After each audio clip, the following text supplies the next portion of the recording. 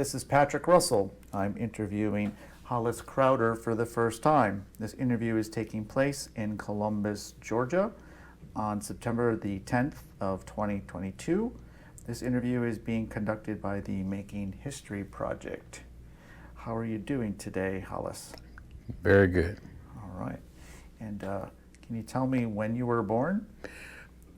May the 27th, 1947. Okay, and where were you born? In Memphis, Tennessee. All right. And did you grow up in Memphis? Grew up in Memphis. And what do you best remember about Memphis while you were growing up? Well, it was a pretty good childhood. Had two brothers and mom and dad worked for the UAW for the Firestone Tire Factory, and so we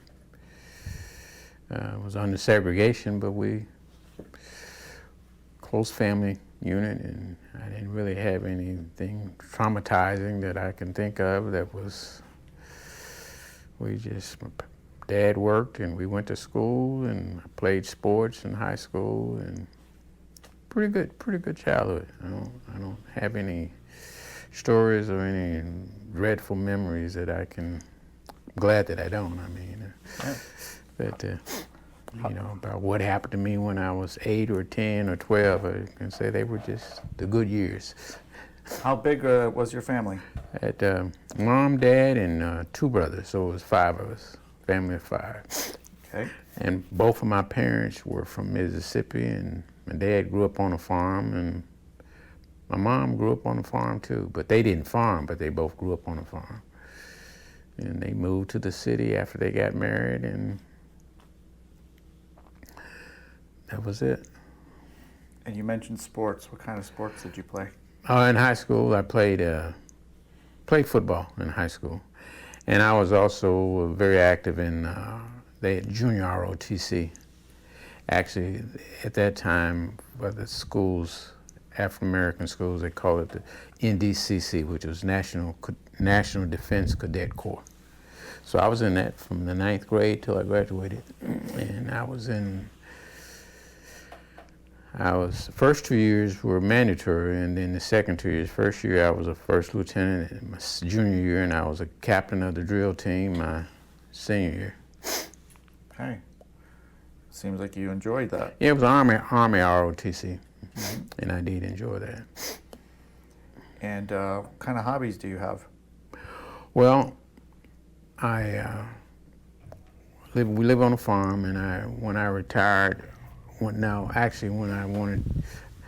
I retired in 2000, I retired in 2002, but in 2007, my wife was still working, and I was waiting for her to retire, and I spent time on my grandparents' farm in Mississippi growing up, and we had horses, so I wanted to be able to have a farm which was big enough for me to ride horses and garden and things like that. And I pretty much have always had a garden anyway, a small garden, because when we lived in California. So we moved and we had horses, and then we transitioned from that. When my needs got so bad, we now have cows, and it's a tree farm. So we kind of diversified. And up until about 2 years ago, I was very much involved in doing mission trips I was director of a nonprofit called Project Africa, and we did medical teams. Went to Africa, sometimes through the Methodist Church Foundation, and we dug water wells. They built additions to orphanages, and doctors, of course, and then dentists and nurses. They treated patients, and we raised money to pay for their medicine. So it was good. It was good. I enjoyed that. At one point I was doing 2 trips to Africa a year, but then it just logistically organization-wise, it just got to be a little bit much. So after about the first 5 or 6 years, we scaled back to one trip a year. And but it was good. We also had my wife and I. She went with me 5 times. I think I went about 22 times. But I also went to other places like through FEMA. Some were through FEMA. We went to Alaska, to Galena, which was an island. Athabascan Indians, and once we kind of got established with FEMA, they would invite us, ask us to come and bring groups, volunteer groups, and they provided all of the ground and travel and everything. And that was really kind of a win-win situation. It was good because we could help the people, and I did that. And I just retired from that about 2 years ago. My last mission trip was to St. Croix, 2020. Is that a result of a hurricane? A result of the hurricane, yeah. Okay. And when did you join the military? In 68, first part of 60s, January 68. And did you enlist or were you drafted? I was drafted. I volunteered for the draft, yeah, because I lost my student deferment. I went to college about almost 2 years before going, and I didn't say lose it, but I dropped out of school to spend some time with my father, who didn't have but a few months to live, and so that of course that changed to 1A, and so after that I knew I had to go, so I just went down and signed up, and they said I could do 2 or 3, so I signed up for 2, but I ended up doing almost 7 years. Yeah. And do you have other family members that served in the military? Well, yeah, I do. I have a first cousin. He's deceased now. He didn't go to Vietnam, but he served he's a Vietnam era veteran. And I have 2 uncles that served World War II veterans. They were both, one was in the Navy and one was in the Army. Okay. And I was real close to both of them, yeah. How did your family feel about you entering into the military at that time? My mom, actually, my dad had just died right before going in. And my mom she was supportive. She just didn't want, because of the war going on, she didn't want me to get killed. That was, she was okay with me serving the country. She just was hoped and prayed that I didn't get killed, and that was just my own personal safety. But and my brothers, I had 2 brothers, they were pretty proud that I was serving. So it wasn't, I didn't have anyone in my family. And then my 2 uncles who were World War II veterans, they were saying, that's the way to go. And they said life should be better for you and serve your country. Mm-hmm. And how did you feel given what was going on in Vietnam? Well, I didn't have any, I kind of related back to some extent I won't say a spin on it, but during the time I was growing up, and even when I went into service in the South, it was a lot about segregation, and I like history, and I had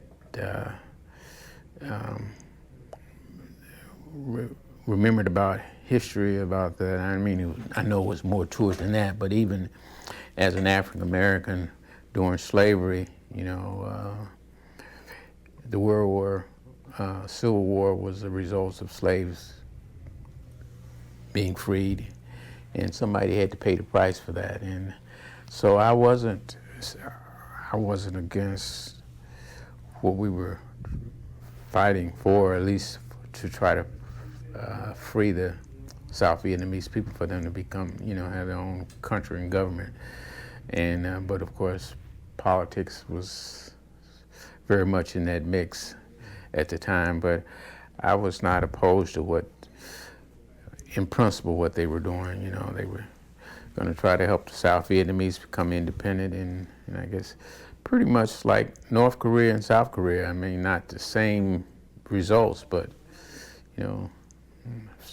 South Korea has its own country and independence as a result of that war, and I know what freedom is. And what branch of service did you ultimately enter into? I went into the Army. Mm-hmm. And and I volunteered for the Army because I was in the Army ROTC. So that was somewhat of a choice that I had. And what was your MOS in the military? I was 11 Bravo when I went in. I was just infantry, grunt. And yeah. And what equipment or weapons were you qualified to use? M60, M16, M14, and the bazooka, M79, and 45.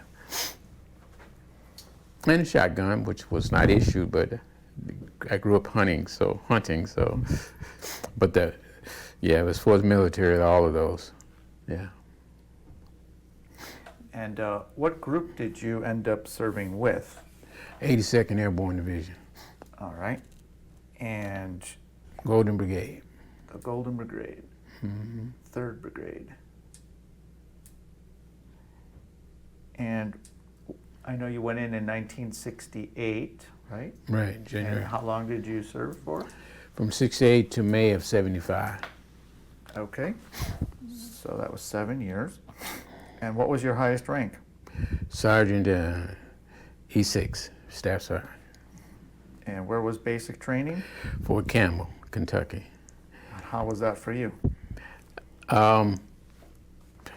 It was just basic training, running exercises and staying physically fit. And of course, they emphasized you're going airborne because it was home of the 101st, and I leaned towards that. Again, I just, not so much mindset at the time, but when we went in, you know, it was pretty much, if you were in the infantry, you were pretty much going to Vietnam. I mean, they didn't kid around about that. You know, they let you know that that's where you were going to be going, more or less, unless you volunteered for some other MOS or something, you know, but you'll be going to Vietnam.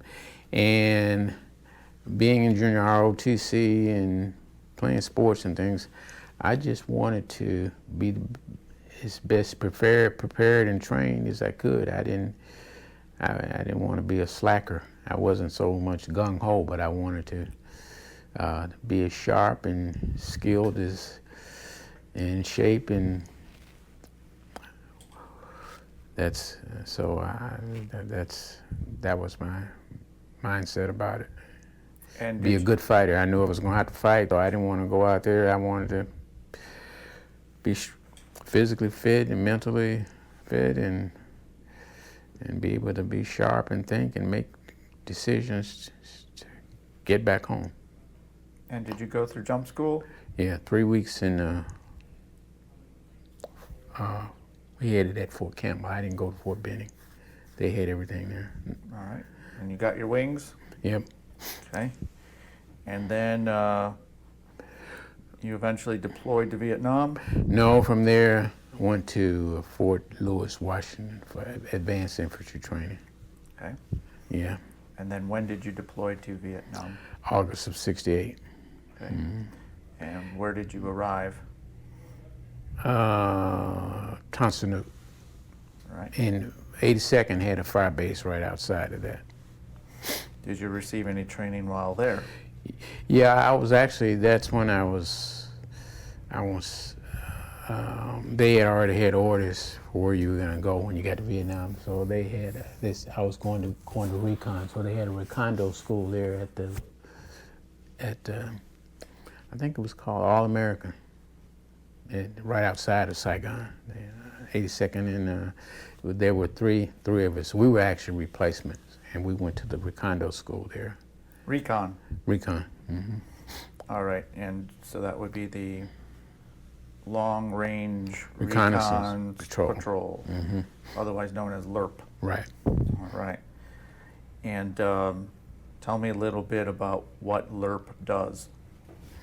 Well, we had it when I was in Fort Lewis, Washington, in AIT.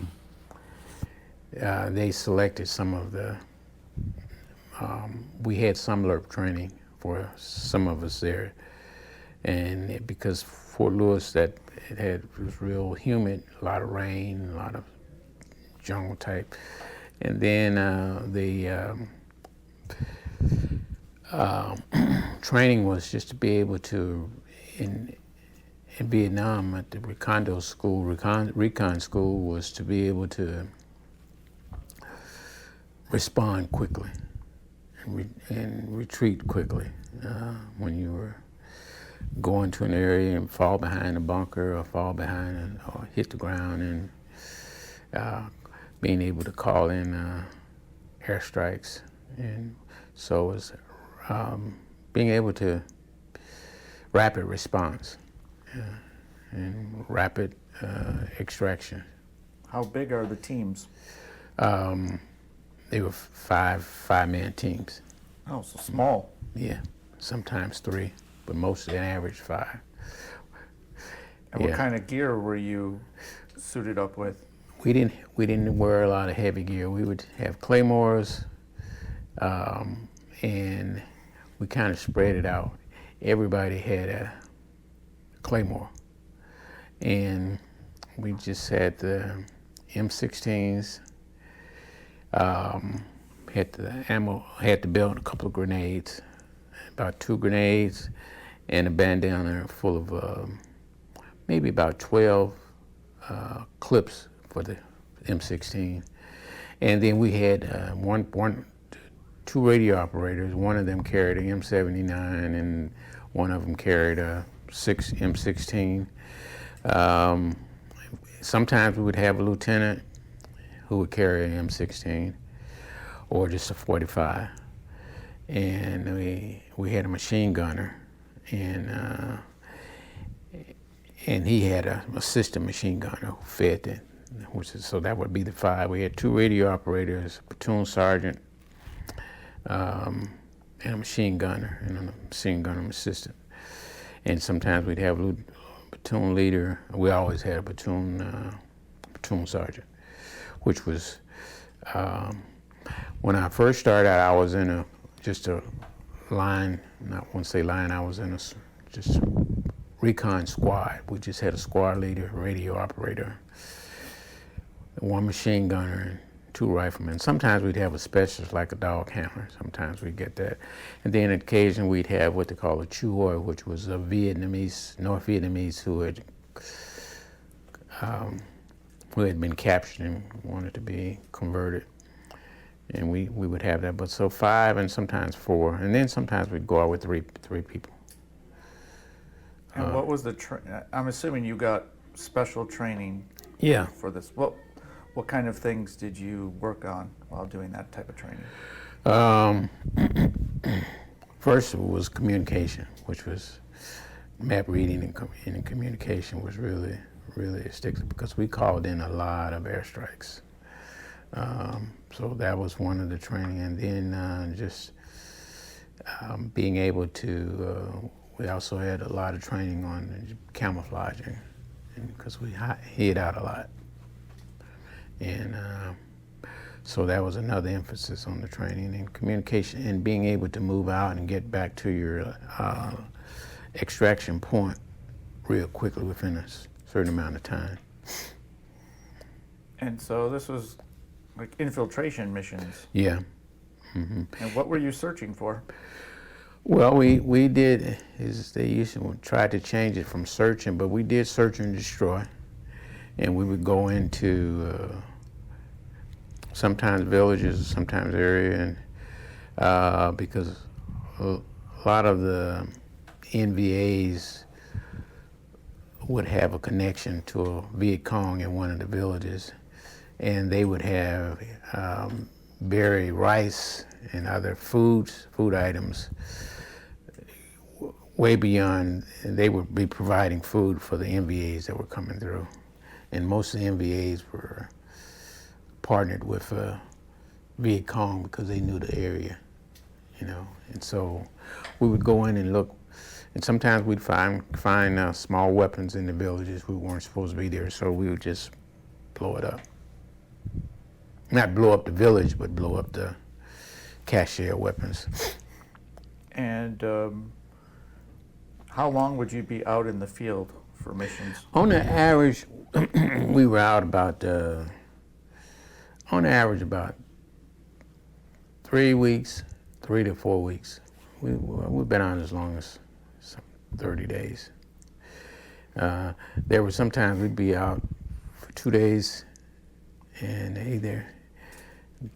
if there wasn't any action by the commanding officer, they would just pull us and send us to another area. They frequently like for us to go to hot areas that were hot with the enemy.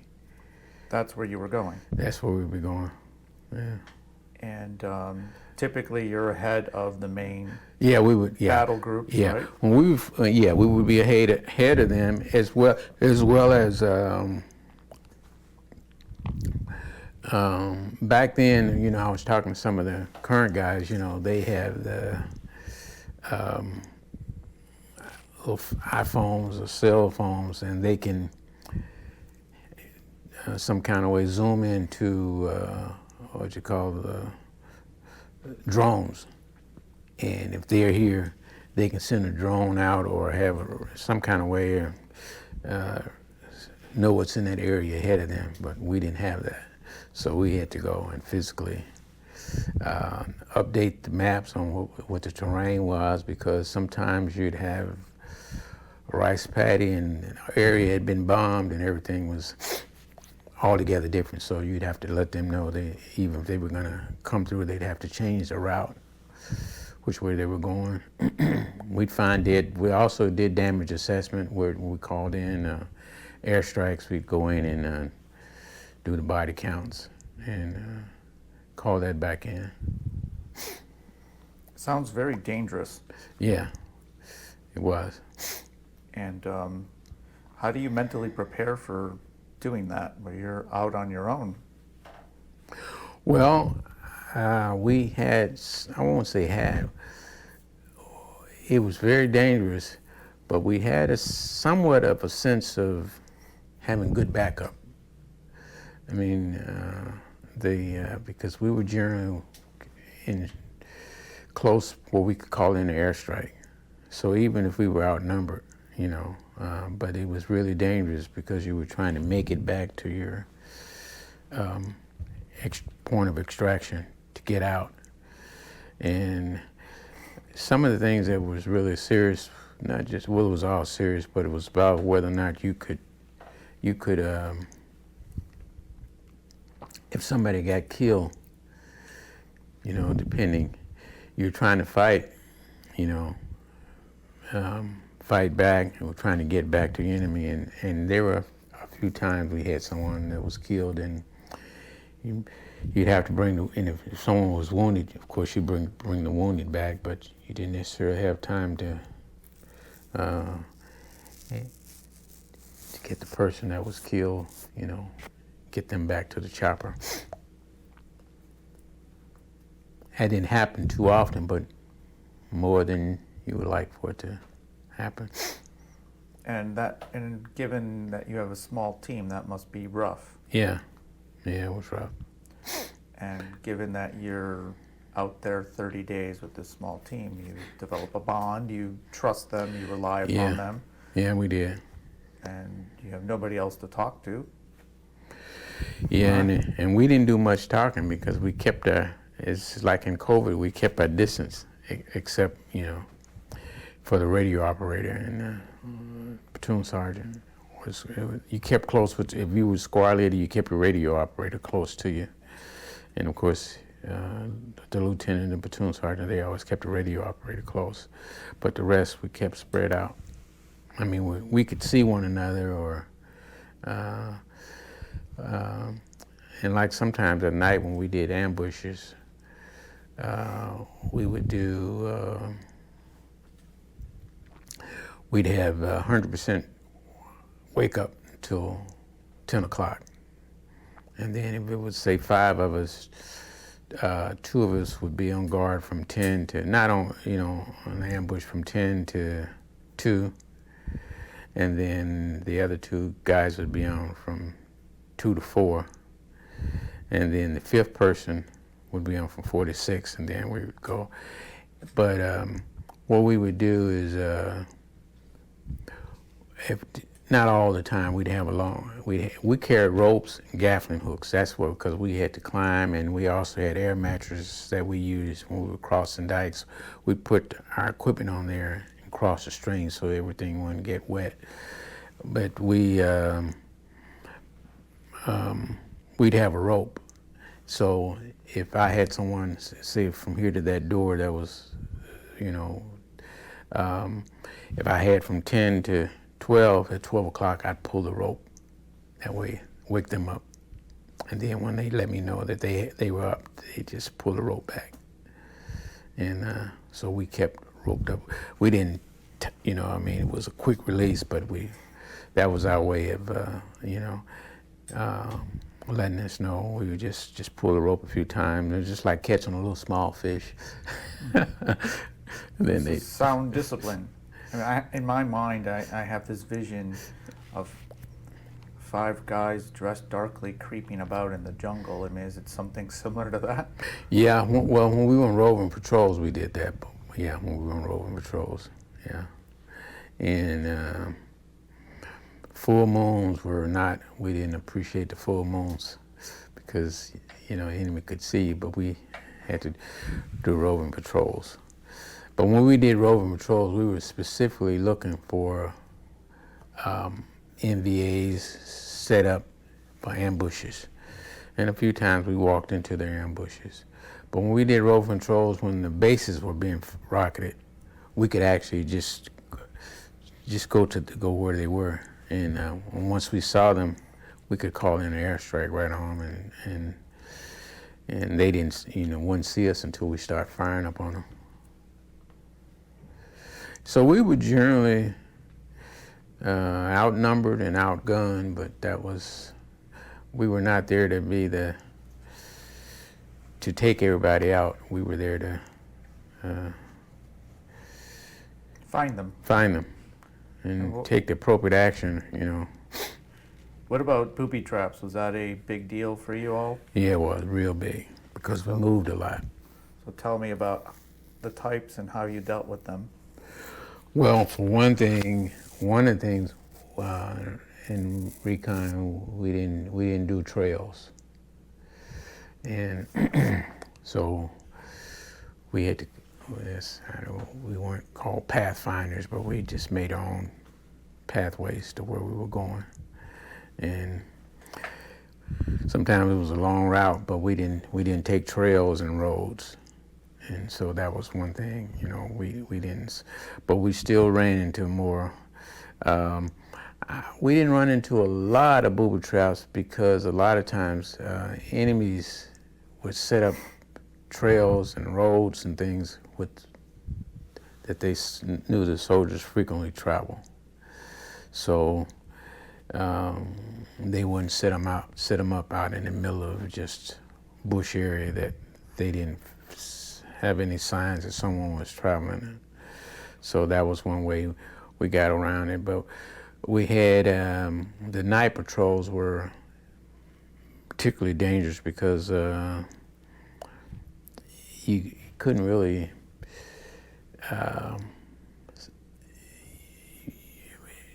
we ran into a lot of the punji sticks, the pits. You know, that's, you know what that, where they, and that was really, really bad. I lost, not lost, but not killed, but I lost some guys that had legs amputated. Eventually what I heard after that, because, you know, you could even get injured even trying to remove them from the punji sticks. And it was that bamboo, and it was real sharp, and they had it stuck down, and then they put poison and stuff on top of it, you know. So when you fell down in it, not only you got poison and damage from the punji sticks.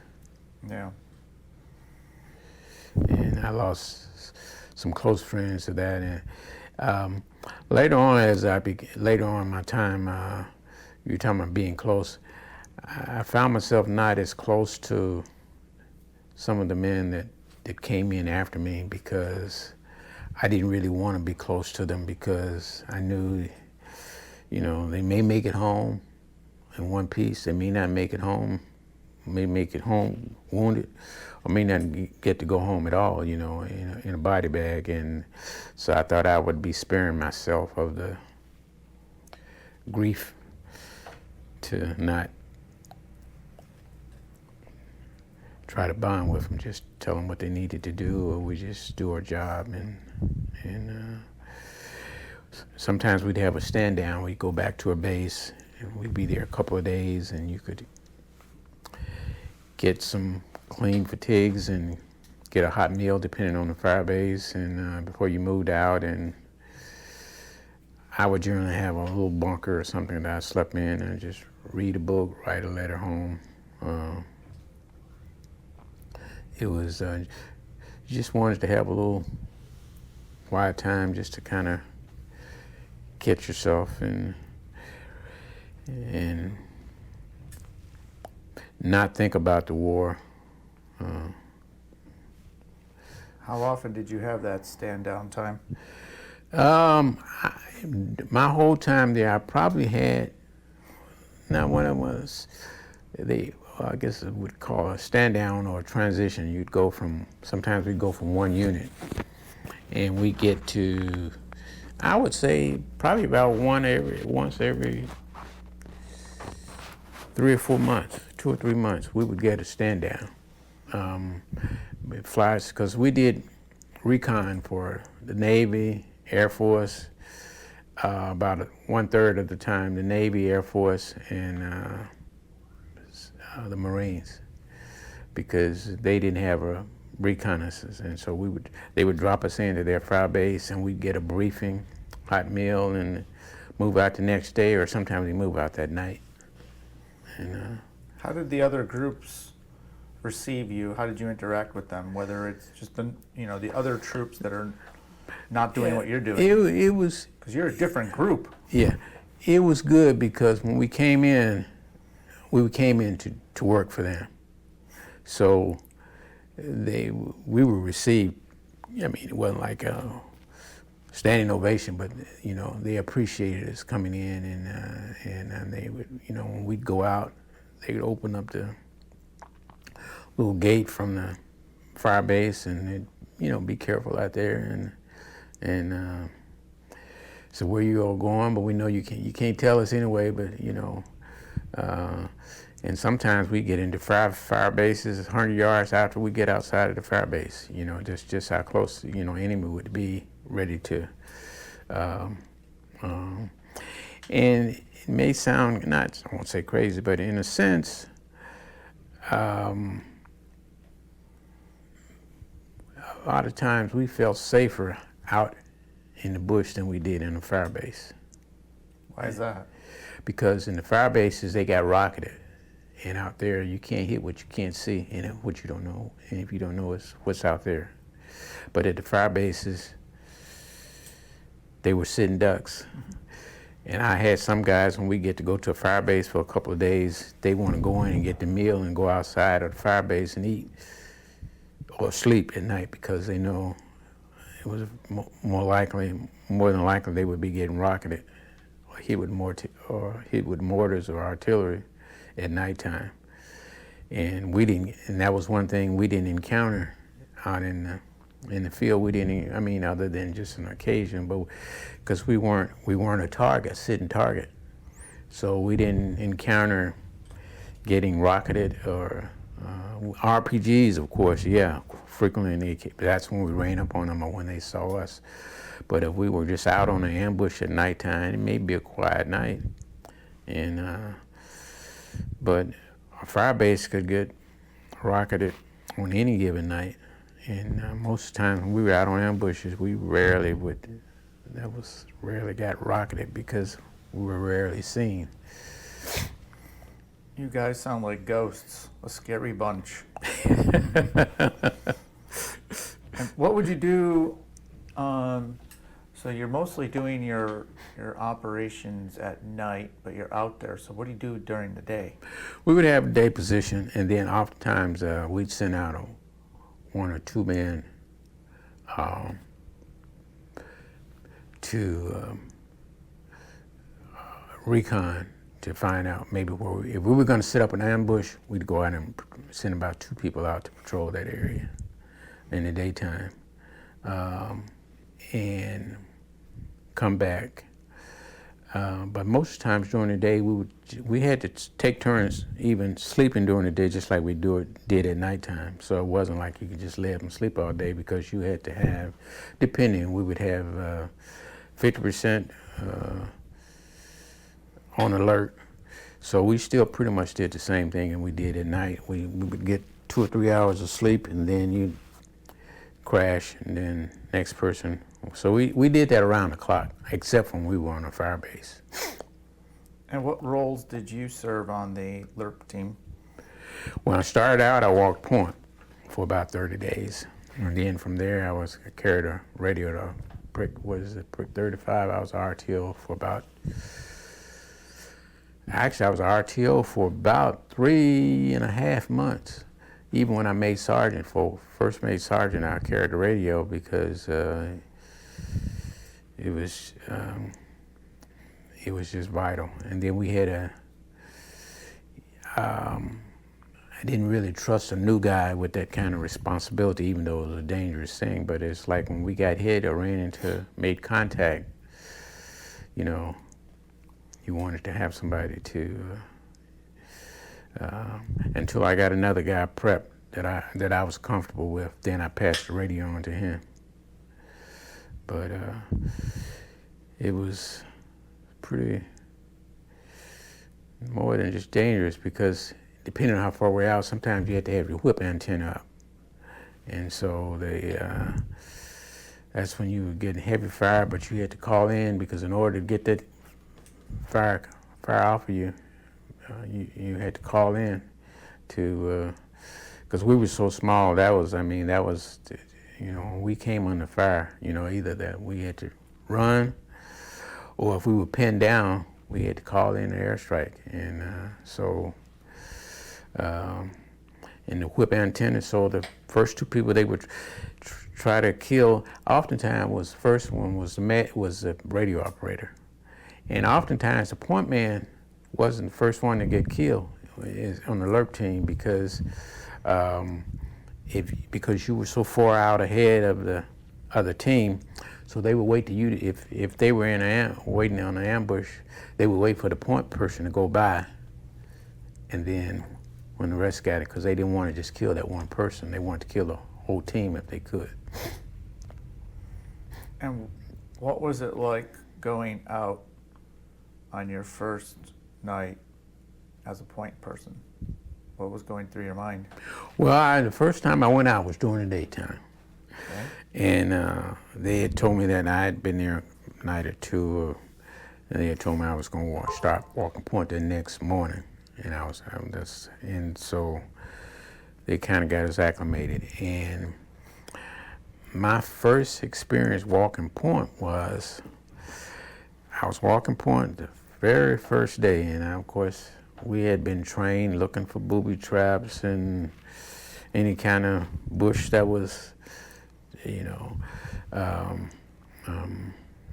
a lot of things such as if you were in the bush and you were walking through it, you saw something that was brown, that was not green foliage like everything else, you would be suspect of that, because if everything else was green and you had some other kind of little brush or something.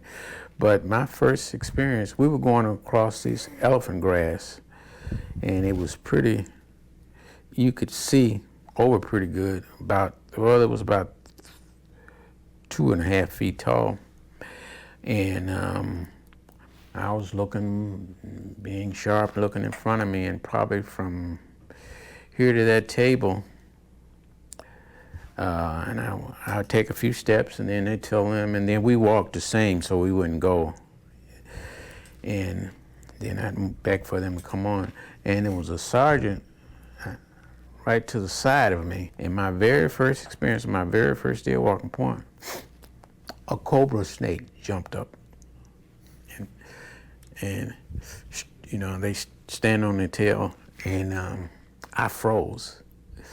And when he went to go back like that, he was in striking distance. The sergeant, squad leader, he just put his M16 on automatic, and then he just dropped. He killed him. So he looked at me. He said, "Be careful up there."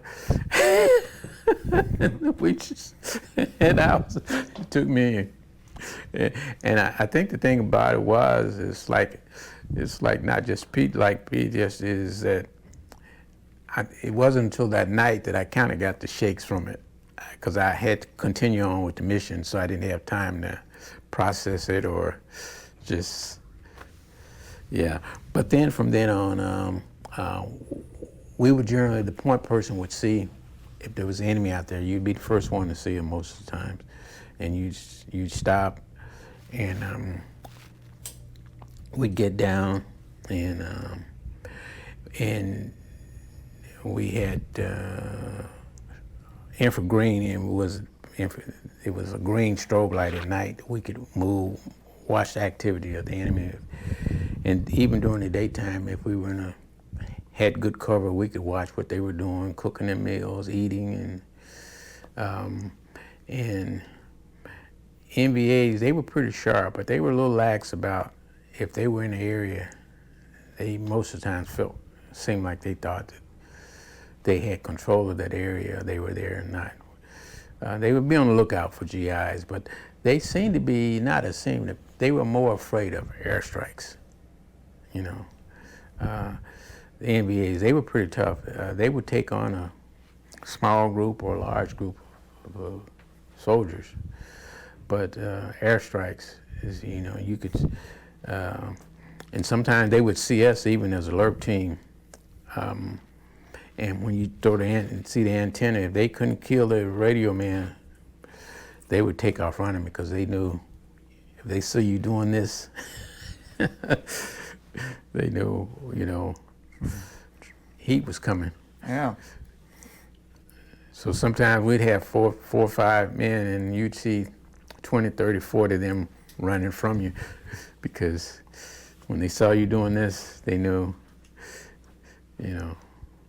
But and then sometimes they'd send a group out to try to take you out. And what about we'll call it your baptism under fire, your first time that you had to get involved in combat? What was that like? Well, first time was probably second or third, probably the second night or so we were there.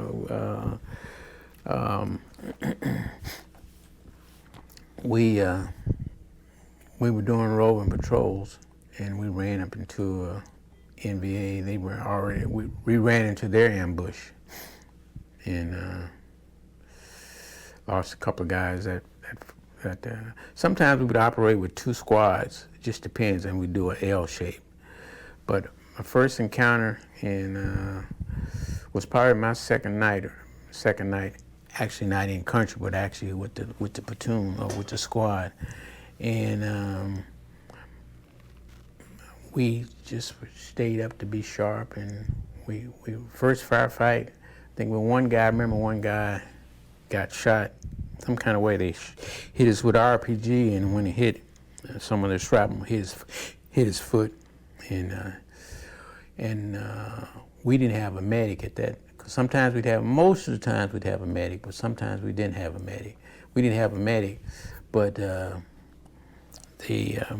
you had your own first aid wrap gauze thing, and they just wrapped his foot, and we kept, and I really was admired because he did his foot and kept fighting, and then we called in airstrike. We called in Puff the Magic Dragon, and they took out some of the NVAs, and again. What's a Puff the Magic Dragon? Oh, you Google it sometimes, but it's a great big helicopter, and it's loaded with rockets, torpedoes, machine guns, and but it was real slow, and and that's what I've looked up the history of that. It was somebody that worked on it was only used in Vietnam, but it's a very powerful chopper. It was a big chopper that carried it wasn't like a little small chopper. It was a big chopper, and it was slow, and then hoo hoo hoo hoo hoo, and it was. And that's, you Google Puff the Magic Dragon, you'll see the pictures of them, and so they used them pretty frequently in Vietnam I guess they came out around about 67, And so what was the result of that first engagement? Well, we had a couple other firefights, and I really didn't, I won't say, I was just on high alert after that. And I didn't want to, with the squad leader and the people in there, I didn't, they didn't talk about it, and I didn't talk about it. And, a squad leader might just look over at me and say, "You okay over there? Everything you all right?" And they just kind of would deflect.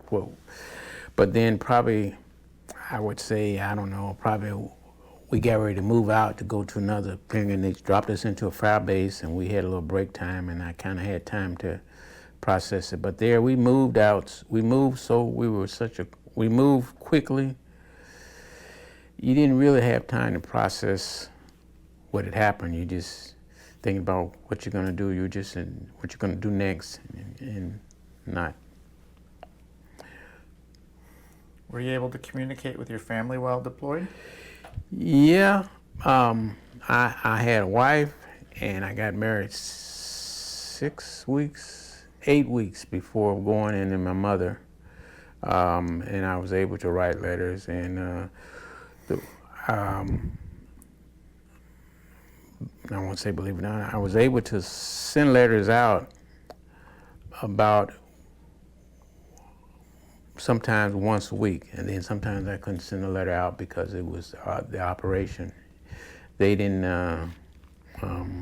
they wouldn't resupply you, for like 2 or 3 weeks. So they didn't want any, at that time you couldn't.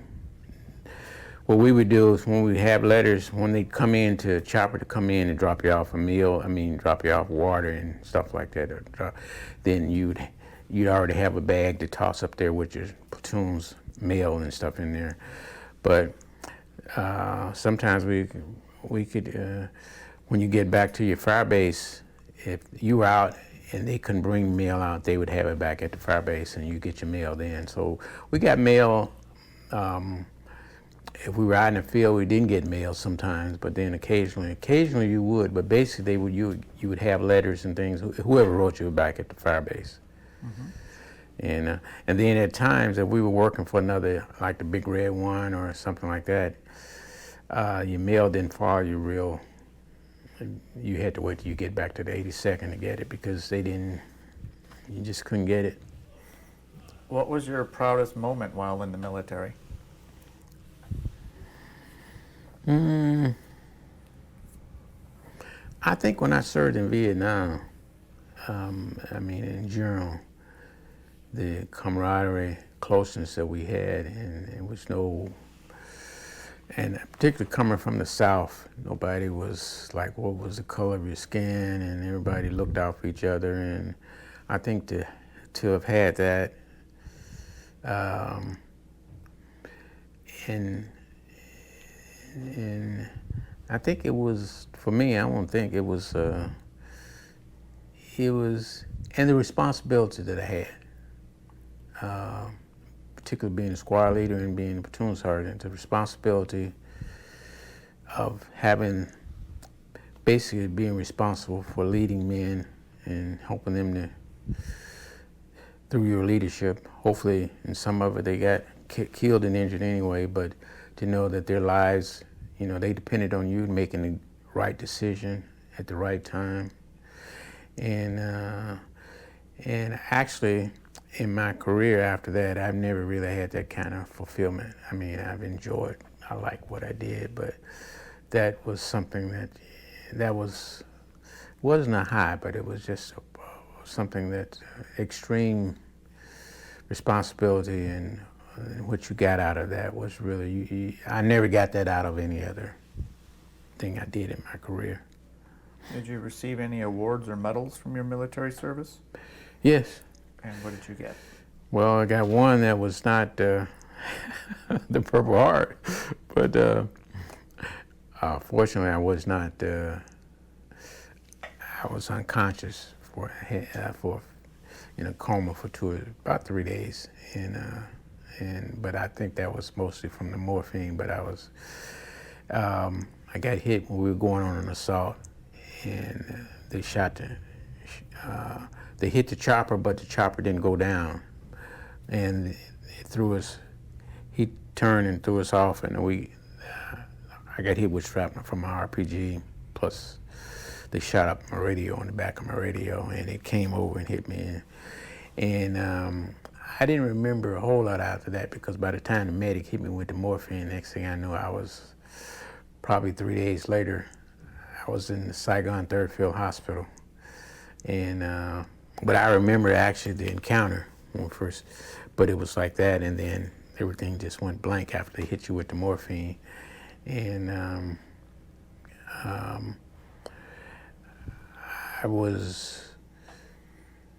they had stitches in my side, and so the doctor came by, and they actually put the Purple Heart on, and my captain had been up to the hospital. The nurse told me this, to visit me and wanted to know how I was doing, because I was still out. And the doctor told me third day I was going back to my company, and he says, you're gonna have no duty for 10 days. He said, because he'll give you time for your stitches to dry up and everything. So that was something. So he says, and I'm gonna put that in writing. So I had it in writing, and I didn't pay close attention to it, but I saw the 10 days, no duty. So I get back to my company area, and First Sergeant says, oh, Sergeant Crowder, he said, ooh, some of you guys thought you weren't gonna make it back and everything. He said, we've been getting communities, they wanna know, because they need you out there and they want you out there and everything. So he says, so you'll be going out he said, they in some rice paddies, and he said, the truck can get there. He said, I'm gonna send you out tomorrow with the truck. He said, so get you back on duty. He said, because we need you out there. So I said, Sergeant, I said, I got 10 days of no duty. So he said, oh, I said, I said, they put in writing, you're supposed to get a copy. He said, yeah, did you read this closely? So I saw 10 days. It had on there, it says, recommend no duty for 10 days. He said, that's just a recommendation. he says, we need you out there. And he says, so anyway, he says, and the medic in 7 days can take your stitches out. So I went back, and after I got wounded, I was a little bit not more hypervigilance about things. Because, I mean, that was that was a close enough call, so I didn't want to, that was in September of '69 when I got wounded. And I had about, we came home in December of '69, so I had October, November, so I had less than 90 days to go. So I was real cautious about, we'd set up double claymores, and I'd carry extra radio batteries, and just didn't want to. Did your experience from Vietnam impact you when you returned home? Yeah, I did. I did. So? Well, I kind of kept my distance from people a lot, and couldn't really define why. I mean, at the time, later on, after I was able to process it and help someone help me to process it, but I didn't really, didn't trust a lot of people, because the guys that I trusted the most in my life, it seemed like, even I went to church and all that, but it seemed like a lot of people were just BSers. I mean, if you felt if something went down, you couldn't depend on them. They may be there for you, or may not be there, And I had a close friend that had gone to Germany, and he and I maintained our friendship until he died a couple of years ago. But I didn't trust a lot of people, but I kind of was around service. I still went to school, worked, and I was still in the service. And of course, when I was on the base, I was fine, but when I got off the base, it was just, I didn't just feel connected with the people there.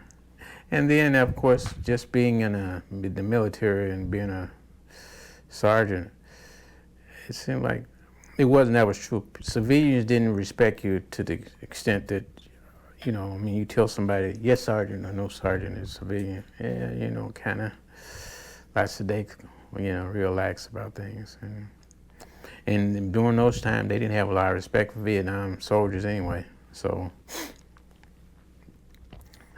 stayed clear of them. Did you have like any type of like nervousness or jitters or? I did, but I didn't realize it. It was mostly at night when I slept. I used to be afraid of, not afraid, fireworks and going to fireworks shows and things like that. I didn't want to do that too much. What about, you mentioned before being hypervigilant. Did that continue when you got home? Even to this day, yeah. What do you do that's hypervigilant? Well, wherever I'm going, walking, driving, coming up the driveway, I'm generally always scanning what's around. And sometimes I ask my wife, did you see that, or did you see that bird over there? She says, no. I said, you need to pay attention to your surroundings more. She says, I'm just coming up the driveway to the house. But I still do that, you know, but not fearing of danger. It's just that, you know, I can see a snake sometimes, and, you know, because people just don't really look. And I'm not looking for a snake, I'm just looking what's in that perimeter, so to speak. What about, do you ever have any guilt? No. About you surviving? Well, I did, and I did have guilt, but I probably was telling you earlier, my way of trying to compensate for my guilt, survival guilt, was trying to be productive and do something worthwhile, because the ones that didn't make it back or got wounded didn't get that chance. So that was my way of kind of paying them back, you know, because I kind of thought they were looking over my shoulders, and I didn't want them to. Other people,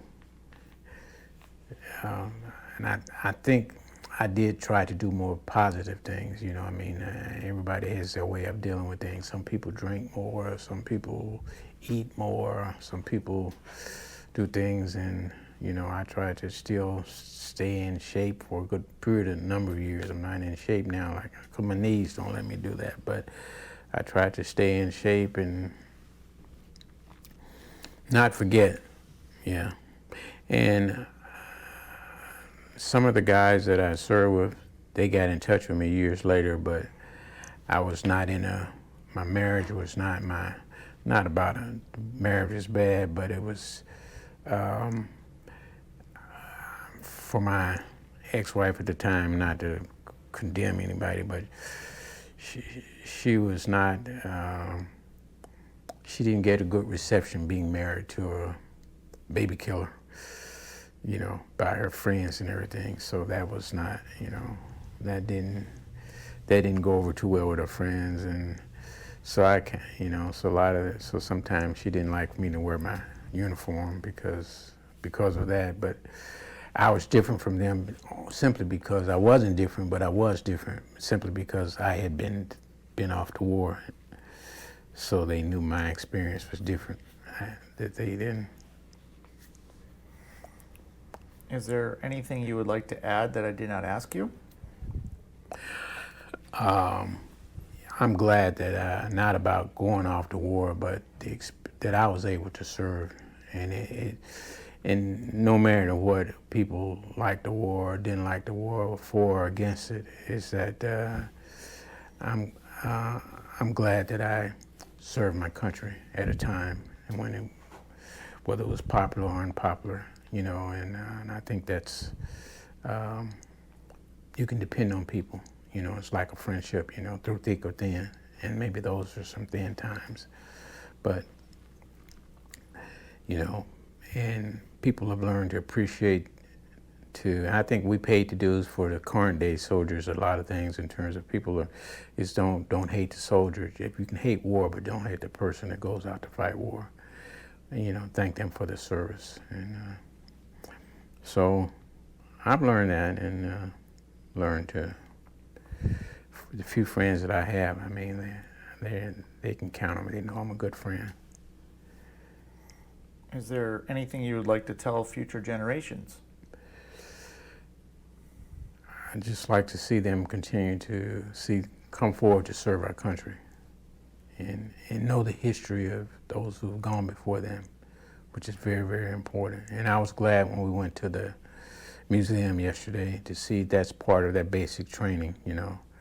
And we didn't really have a lot of history about, you know, the 82nd. We just knew those were the 82nd and the 101st were two of the most elite fighting. So to be a part of that but a lot of the history you didn't learn till later on. But yeah, just to know the history and know the importance and know what democracy really is all about, you know. All right. Well, I want to thank you so much, Hollis, thank you for spending the time with me today and doing the interview. And I want to thank you for everything you've done for our country. Thank you. All right.